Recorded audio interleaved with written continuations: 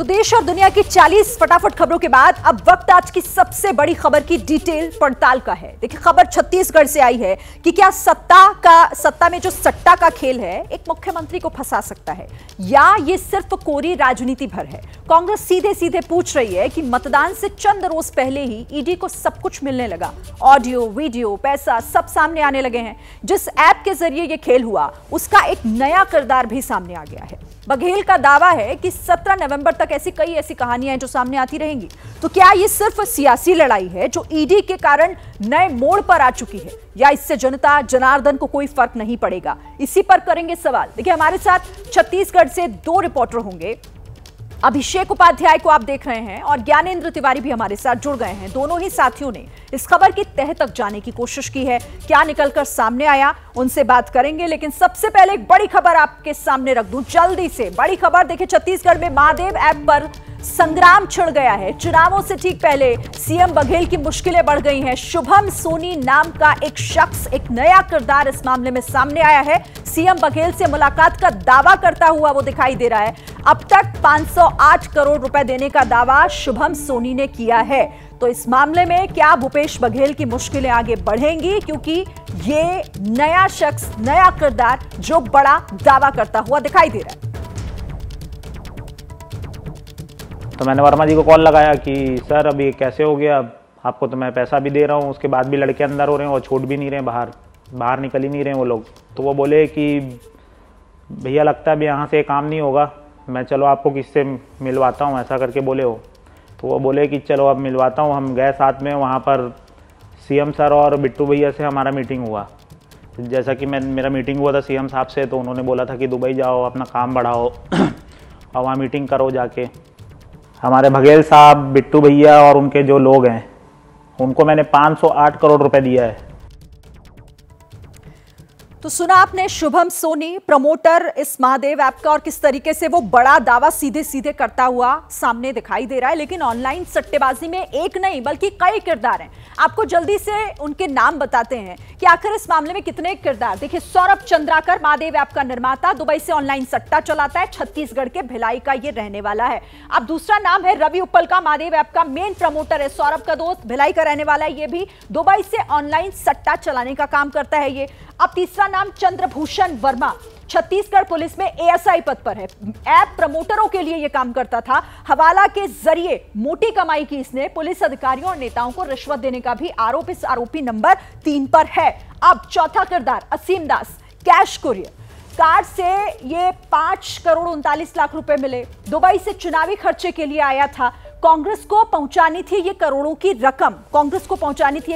रकम, और इसके बाद नंबर 5 पर है भीम यादव, छत्तीसगढ़ पुलिस में कांस्टेबल पद पर तैनात। गैर कानूनी तरीके से दुबई गया। इसके बाद रवि उप्पल और सौरभ चंद्राकर से मिला है। यह भी अहम किरदार है इस पूरे मामले में। अधिकारियों नेताओं को रिश्वत दी है, रकम हासिल करने का जरिया भी था ये एक तरीके से। अब शुभम सोनी, जिसको आपने सुना भी, ऐप का मालिक होने का ये दावा कर रहा है। सीएम भूपेश बघेल को 508 करोड़ का दावा इसका है कि 508 करोड़ रुपए इसने मुख्यमंत्री भूपेश बघेल को दिए हैं, और ये आपने थोड़ी देर पहले उस वीडियो में सुना भी। अब इसे लेकर और क्या जानकारी है, सीधे रुख कर लेते हैं ज्ञानेंद्र का। ज्ञानेंद्र, अब ये नया किरदार जो ये कहता हुआ दिखाई दे रहा है इस वीडियो में साफ कि मैंने पैसे दिए हैं भूपेश बघेल को। जी बिल्कुल शरीन, ये शुभम सोनी का जब से वीडियो आया है और जिस तरह से ये स्पष्ट तौर पर मुख्यमंत्री भूपेश बघेल और वर्मा का नाम लेकर आरोप लगा रहा है, सनसनी तो फैली है।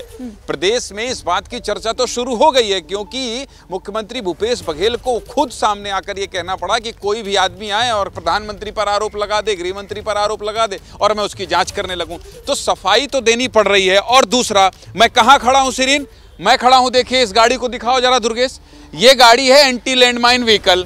ये यहाँ क्यों खड़ी है? क्योंकि ये नक्सल प्रभावित इलाका है। बात किसकी होनी चाहिए कि बस्तर में कैसे पहले चरण का मतदान शांतिपूर्ण हो, लेकिन इस पर बात नहीं हो रही है। बात किस पर होनी चाहिए कि छत्तीसगढ़ का धान किसान मुद्दा है, छत्तीसगढ़ का अंतिम व्यक्ति गरीब तक कैसे पैसा पहुंचेगा, इस पर बात नहीं हो रही है।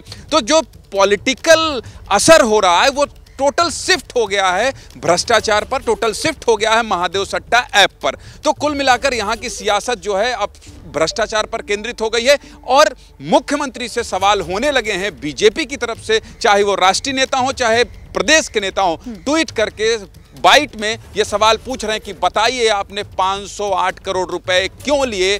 और शुभम सोनी के बयान के बाद अब हर कोई इस पर शक तो करने ही लगा है। शिरीन, जाहिर है, और इसीलिए कई सवाल भी उठ रहे हैं, लेकिन अब इस पर सियासी वार पलटवार जो है वो भी तेज हो गया। देखिए, मुख्यमंत्री भूपेश बघेल का केंद्र पर हमला, उन्होंने क्या कहा है? वो कह रहे हैं कि सरकार को देर से बैन लगाने का होश आखिर क्यों आया। बघेल सीधे सीधे पूछ रहे हैं कि केंद्र सरकार ऐप को बंद क्यों नहीं कर रही है। 28% जीएसटी के लालच में प्रतिबंध नहीं लगाया जा रहा है। जांच के दौरान भी ऐप ये चलता ही रहा। आखिर जब जांच हो रही है तो फिर इस पर बैन क्यों नहीं लगाया जा रहा? तो अब ये सियासी वार पलटवार और इस पर भूपेश बघेल का ये ताजा बयान। कुछ फर्क नहीं पड़ना है। छत्तीसगढ़ की जनता पहले जान चुकी है ईडी आईटी के किस प्रकार से दुरुपयोग कर रहा है। इससे कुछ फर्क पड़ने वाला नहीं है, बल्कि इससे भारतीय जनता पार्टी का और नुकसान होगा। वो जितना करेंगे उतना नुकसान होगा। झूठ बोल रहे हैं।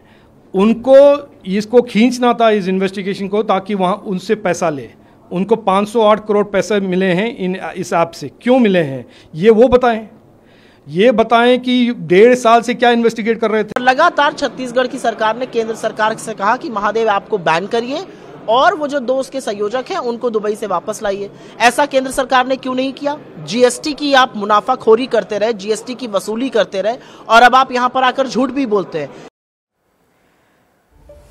तो देखिए, चुनावों से ठीक पहले जिसे लेकर कई सवाल भी उठ रहे हैं। जैसा ज्ञानेंद्र ने आपको कहा कि अब ये पूरा मामला जो है वो भ्रष्टाचार पर आकर केंद्रित हो गया है, लेकिन इसे लेकर कैसे जो पूरा भूपेश बघेल हैं वो फंसते हुए दिखाई दे रहे हैं, उनकी मुश्किलें कैसे बढ़ सकती हैं। देखिए, 29 सेकंड का एक ऑडियो अभी लीक क्यों, ये सवाल भी उठ रहा है कि आखिर अभी इसकी टाइमिंग को लेकर सवाल है। असीम दास के मोबाइल से ऑडियो मैसेज मिला है ये 29 सेकंड का। दुबई से शुभम सोनी ने असीम को भेजा है ये ऑडियो मैसेज। शुभम सोनी ने असीम से कहा कि तू अभी इंडिया निकल। उस ऑडियो मैसेज में क्या है वो हम आपको बता रहे हैं। मुझे कॉल मैसेजेस आ रहे हैं पैसे के लिए। शुभम सोनी की तरफ से ये कहा गया, तुझे रायपुर की ब्रांच से 8-10 करोड़ दिलवा रहा हूं। ये भी उस ऑडियो मैसेज का हिस्सा है जिसमें ये कहा गया है बघेल जी के पास छुड़वा देना, यानी उस पैसे को वहां पर छुड़वाने की बात शुभम सोनी की तरफ से की जा रही है उस ऑडियो मैसेज में। और ये भी कहा है कि एक बार बात भी कर लेना। 29 सेकंड का ये वीडियो, काम बंद ना हो अपना, ये भी शुभम यहां कह रहा है कि बाकी मैं नेक्स्ट टाइम करवा दूंगा। उस ऑडियो मैसेज में अभी इलेक्शन टाइम चल रहा है तो हो नहीं पा रहा, इलेक्शन का भी इसमें जिक्र किया जा रहा है। असीम के मोबाइल में 29 सेकंड का ये ऑडियो, और उस ऑडियो में आखिर क्या कुछ बातचीत है, किस तरीके से शुभम सोनी ने इसमें अपनी बात रखी है, वो भी साफ इसमें दिखाई दे रहा है। अब अभिषेक भी क्योंकि इस खबर पर नजर बना के रखे हुए हैं, अभिषेक का रुख करते हुए, अभिषेक के कई किरदार जो जुड़ते चले जा रहे हैं, लेकिन टाइमिंग को लेकर भी सवाल उठ रहा है। और भूपेश बघेल का भी ये सवाल है, वो तो कह रहे हैं कि अब इंतजार कीजिए, ऐसी और कहानियां सामने आएंगी। शिरीन, देखिए, ये पॉलिटिकल आरोप प्रत्यारोप हैं वो चलेंगे, लेकिन कुछ फैक्ट पे ध्यान देना होगा हमको, और वो फैक्ट बता रहे हैं कि मामला कितना गंभीर हो सकता है। देखिए, शुभम सोनी का नाम कोई ऐसा नहीं कि अचानक ही आ गया है। 3 नवंबर को गिरफ्तारी होती है असीम दास की, और इधर गिरफ्तारी होती है, उधर गिरफ्तारी के साथ ही जब रिमांड एप्लीकेशन दी जाती है तो उस रिमांड एप्लीकेशन में शुभम सोनी का जिक्र है। असीम दास से बाकायदा पूछताछ हुई है और उसने बताया है कि किस तरह से शुभम सोनी, जो कि इस ऐप का प्रमोटर है, उसने बाकायदा पैसे दिए और पैसे बरामद हुए हैं। और देखिए, मैं यहाँ पर खड़ा हूँ, ये पुलिस अधीक्षक प्रशांत अग्रवाल हैं यहाँ के रायपुर के, ये उनका दफ्तर है। प्रशांत अग्रवाल को बताया गया है कि जो पैसे का ट्रांजैक्शन हुआ है उसमें प्रशांत अग्रवाल की अहम भूमिका है। उन्होंने अपने स्पीकर पर सीएम से बात कराई। तो कैरेक्टर्स देखिए, और असीम दास का हमने पता करने की कोशिश की, जो वो जिन रीता गेरा के यहाँ वो ड्राइवर था, जो कि पहले बीजेपी की पार्षद थी, अब कांग्रेस में, महिला कांग्रेस में प्रदेश सचिव हैं, वो भिलाई में हैं, उनसे भी हमारी बात हुई है। जो उसकी मामी हैं चंपा बेरा, उससे भी हमारी बात हुई है। तो मेरा कहने का आशय ये है कि ये सारे नाम आप देखिए, एक वर्मा जी का जिक्र किया गया है। वर्मा जी कौन है? सीएम के राजनीतिक सलाहकार विनोद वर्मा है क्या? क्योंकि उनके यहाँ भी पहले रेड हो चुकी है। तो ये जो कैरेक्टर हैं शिरीन, ये सारे कैरेक्टर पूछताछ के दायरे में हैं। वो ये दावा कर रहा है कि सारी मीटिंग सब चीज का डिटेल है, तो इसलिए ये मामला सिर्फ पॉलिटिकल ही नहीं है, इसके इन्वेस्टिगेशन पहलू भी हैं।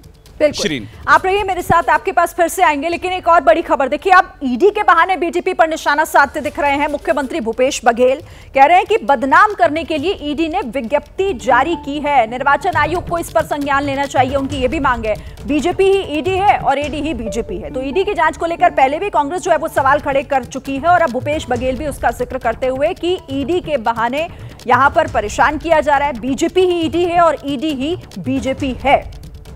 भूपेश बघेल, भाई जिस प्रकार से ईडी ने प्रेस विज्ञप्ति जारी किया है किसी को बदनाम करने के लिए, तो निर्वाचन आयोग को समय ही उसमें संज्ञान लेना चाहिए। वीडियो का जो टाइमिंग है उस पर भी कुछ सवाल उठाएंगे भाई। वीडियो जो प्रेस विज्ञप्ति जारी करती ईडी और वीडियो जारी करती बीजेपी, तो ईडी ही बीजेपी है, बीजेपी ही ईडी है। तो ईडी बीजेपी, बीजेपी ईडी दोनों को कनेक्ट कर रहे हैं ज्ञानेंद्र। लेकिन क्या इस तरह के बयान और ये सारी चीजें बचा पाएंगी, कहीं मुश्किल बढ़ा तो नहीं देगा ये ऑडियो मैसेज और अब वीडियो भी जो सामने आया है शुभम सोनी का? देखिए इस तरह से क्या करेंगे भूपेश बघेल के पास इसके अलावा और कोई विकल्प नहीं है। वो ईडी बीजेपी और बीजेपी ईडी कहते रहेंगे। इससे पहले भी भूपेश बघेल ने कई आरोप लगाए हैं ईडी पर। भूपेश बघेल ये कहते आए हैं कि ईडी के अधिकारी जिन लोगों को पकड़ रहे हैं, जो इनके करीबी हैं, उनके साथ मारपीट कर रहे हैं। वो ये भी कहते आए हैं कि ईडी के लोग जबरिया बयान दिलवा रहे हैं। इस तरह की बात भूपेश बघेल कहते आए। भूपेश बघेल के पास इसके अलावा कोई ऑप्शन नहीं है। और अब जब कल पहले चरण का मतदान होना है, 17 तारीख को दूसरे चरण का मतदान होना है, तब इतना बड़ा खुलासा, जैसे मेरे सहयोगी अभिषेक कह रहे हैं कि ये कोई मामूली बात नहीं है, केवल राजनीतिक आरोप प्रत्यारोप की बात नहीं है। ये जो किरदार हैं, ये जो कड़ी हैं, ये दिखाई दे रहे हैं बाकायदा। और जब ये दिखाई दे रहे हैं, इन्वेस्टिगेशन में ये कहा जा रहा है कि आगे जांच में पता चलेगा। ईडी भी लिख रही है कि भाई इसने आरोप लगाया है और जांच जारी है।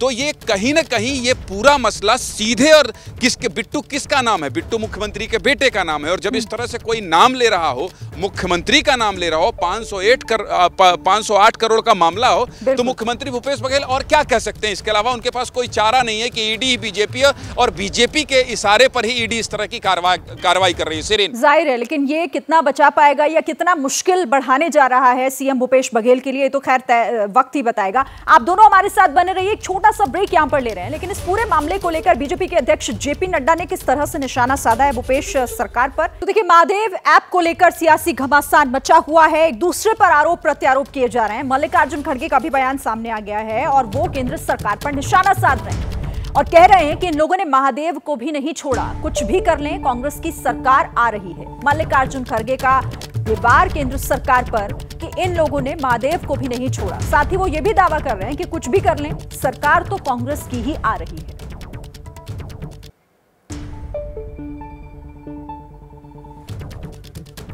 और कांग्रेस पर बीजेपी अध्यक्ष जेपी नड्डा ने भी हमला किया है। वो कह रहे हैं कि भूपेश सरकार में लूट, झूठ, भ्रष्टाचार है। छत्तीसगढ़ में कई घोटाले हुए, बघेल ने गोबर का भी घोटाला कर दिया है। जेपी नड्डा जो सरकार पर सवाल उठाते हुए भूपेश सरकार पर और ये कहते हुए कि लूट, झूठ और भ्रष्टाचार ही हुआ है सिर्फ छत्तीसगढ़ में।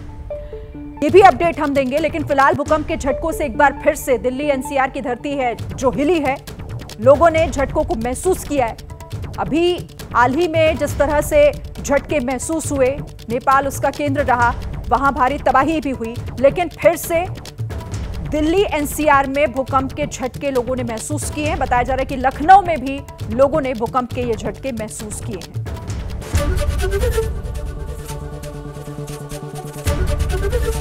एबीपी गंगा, खबर आपकी, जुबान आपकी।